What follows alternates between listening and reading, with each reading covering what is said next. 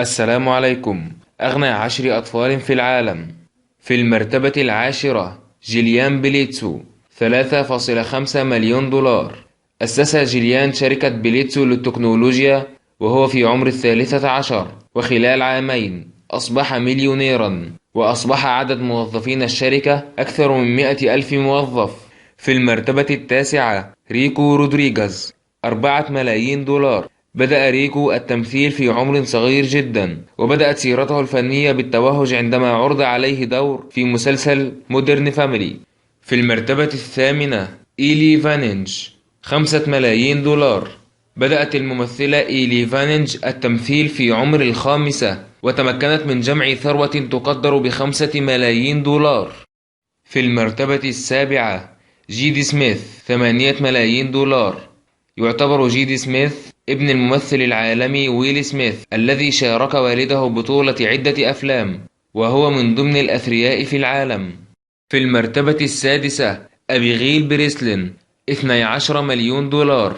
الممثلة أبيغيل التي بدأت في الظهور من خلال الإعلانات التلفزيونية، ومن ثم أصبحت ممثلة أفلام، وهي من ضمن الأطفال الأثرياء في العالم.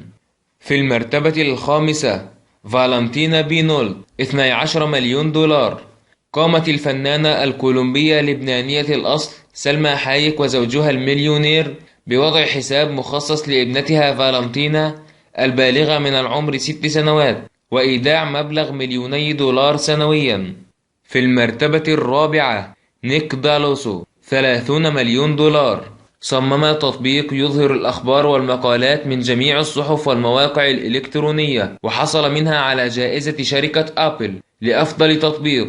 وبعدها اشترت ياهو التطبيق، وكانت حصته من الصفقة تقدر ب30 مليون دولار، وعينته شركة ياهو لديها. في المرتبة الثالثة دانيلين مارشال، 56 مليون دولار.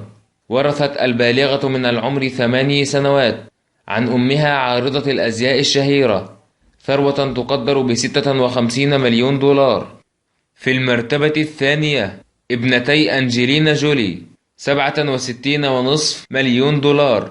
حصلت الشقيقتين التوأم لأنجلينا جولي على ثروة هائلة فور ولادتهما من خلال بيع حقوق صور الطفلتين للصحافة، ومن ثم تم إيداع المبلغ في حساب الطفلتين.